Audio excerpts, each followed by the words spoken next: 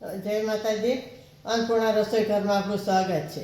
આજે આપણે બનાવશું કટલેસ ગુજરાતી. એના માટે આપણે વસ્તુ લીધી છે. આ મીઠું છે, આ હિંગ છે, આ હળદર છે, આ ધાણા જીરું છે, આ આમચૂર પાવડર છે, આ ગરમ મસાલો છે અને આ ધાણા જીરું છે. આ સ્વાદ પ્રમાણે મીઠું લઈશું. આ ધાણા છે આપણે સંભાળીને લીધા, અને આ છે આપણે મરચાં અને આદુની ટેસ્ટ. આ વટાણા છે આપણે મિક્સરમાં એક બે ફેરવી લીધી છે, અચકચરા કાઢી લીધા. આ ટોસ્ટ છે એ આપણે મિક્સરમાં કાઢી લીધું છે. આ બટેકા બાફેલા છે અને આ તેલ લઈશું આપણે તરવા માટે. તો આમાંથી આપણે બનાવશું કટલેસ. એના માટે આપણે આ બટેકા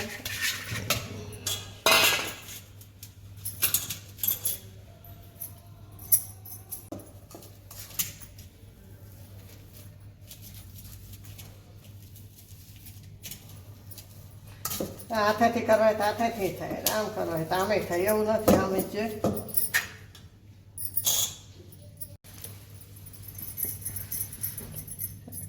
આપણે બટેકા કરી લીધા છે, એમાં આપણે વટાણા નાખશું.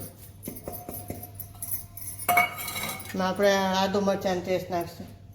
જેવું તીખું ખાતા હોય એ પ્રમાણે લેવાનું. આપણે સ્વાદ પ્રમાણે મીઠું નાખશું. આપણે લાલ મરચું નાખશું થોડું.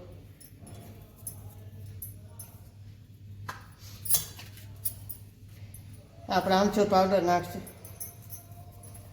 આપણે ખટાશમાં થાય લીંબુ કે કાંઈ નથી લીધું, આ જ લીધું છે. આ હિંગ નાખશું. આ હળદર લેશું.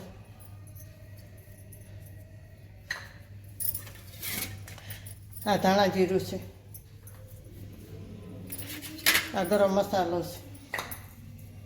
ગરમ મસાલાનો ટેસ્ટ આમાં વધારે સારો આવે છે. આ ધાણા નાખશું આપણે થોડાક.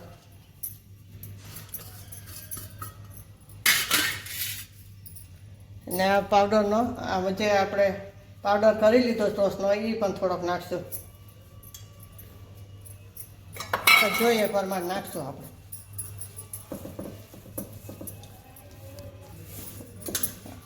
આ બધું મિક્સ કરી દેવાનું.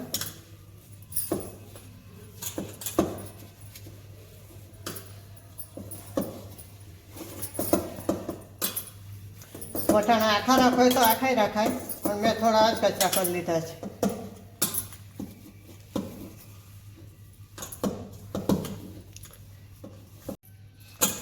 હવે આપણે મિક્સર કમ્પ્લીટ કરી લીધું છે. હવે આપણે આમાંથી કટલેસ બનાવશું. હવે આપણે આમાં તેલ ગરમ કરી દઈશું, એટલે તરત વાર ના લાગે.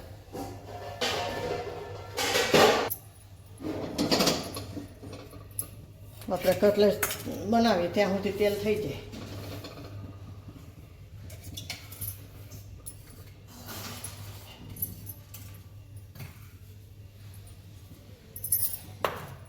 હવે આપણે આમાંથી લોયા જેવા કરી લઈશું.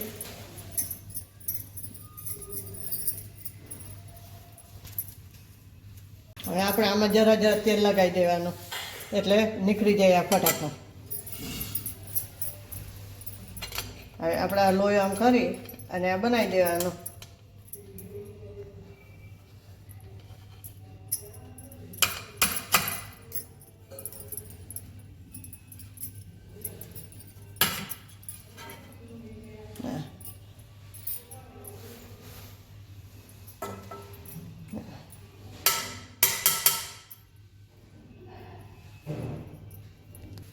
હવે આપણે આ જે ટોસ્ટનો ભૂકો છે એમાં આપણે આમ બોરી બધાય આ રીતે બનાવી દઈશું આપણે.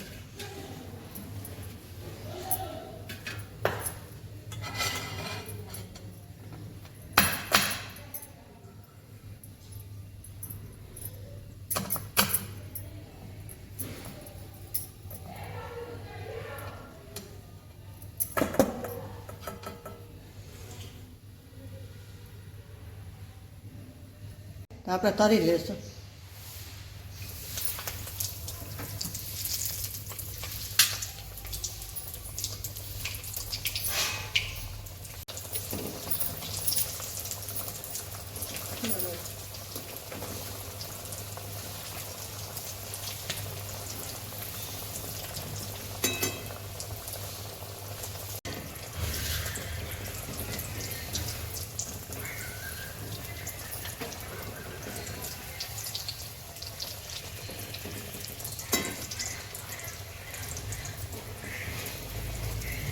થઈ ગયા હતા આપણે કાટલી વસ્તુ.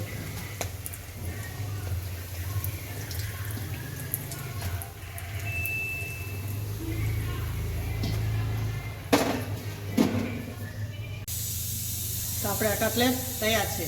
હવે આપણે સોલ કરશું.